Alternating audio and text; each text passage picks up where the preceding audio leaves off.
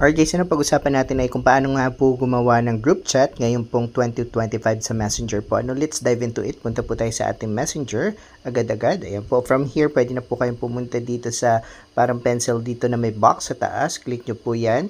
Click natin yon and makikita nyo na agad dito yung group chat. I-click nyo po yung group chat. Ayan po, click niyo then lagay tayo ng name. For example, ay my group chat. Ayan po, group chat. Ayan po.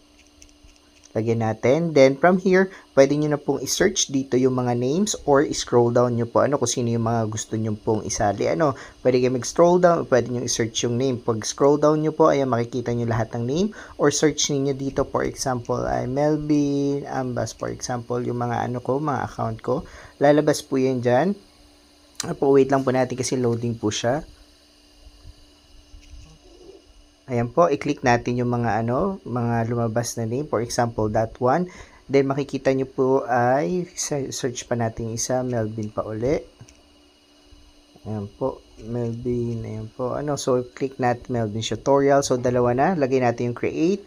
And makikita nyo po, ayan po, may group chat na po tayo. And pag kinlik nyo po dito yung na to, ayan, makikita nyo po dyan yung mga members. Ayan po, nickname. Ayan po, pwede na ninyong palitan. And of course, members ninyo. Nandyan po si members. Ayan po, meron po tayong 3 members. And of course, yung gumawa po ng account, nandyan din po. Admin, added by you, added by you. So, that's our tutorial po. Maraming salamat.